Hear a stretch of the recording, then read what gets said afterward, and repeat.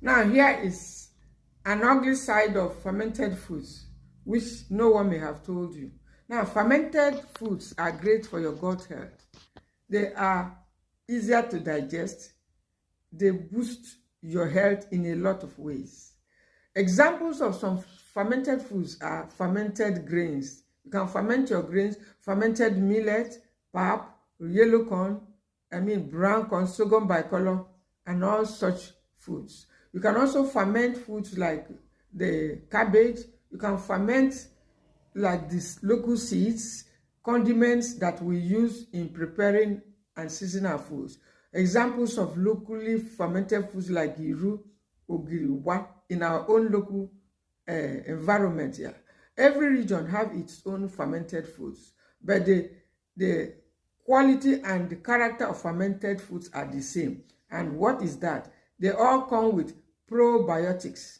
Now, other fermented foods like the yogurt, which is fermented from milk, are other food that you can include. It's so important to include fermented foods in your diet because lack of fermented foods may cause the depletion of your gut bacteria.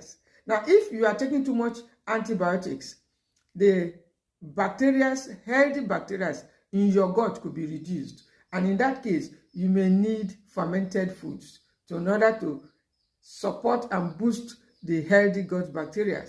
And you need also to include others like the millet, the fermented cabbage. They help you also deal with things like constipation. If you're having some chronic constipation, they won't go away until you bring in fermented foods like fermented millet, cabbage, and similar foods. But there is an ugly side of fermented foods, which not much people are talking about. And that is the fact that when you take too much of the fermented foods, they have their own ugly side. Instead of working in your favor, instead of boosting your immunity, instead of helping to support your health, they work against you. They turn out to suppress your immunity. And this example of such symptoms like coldness. This is quite common, especially with fermented grains like millet. If you are consuming fermented grains like millet for a longer period of time, especially with seniors, over time, you may start experiencing something like coldness, which is an obvious sign of a suppressed immunity. And if that is be the case, you need to stop it or start taking spices in order to open up the pathways that may have been closed as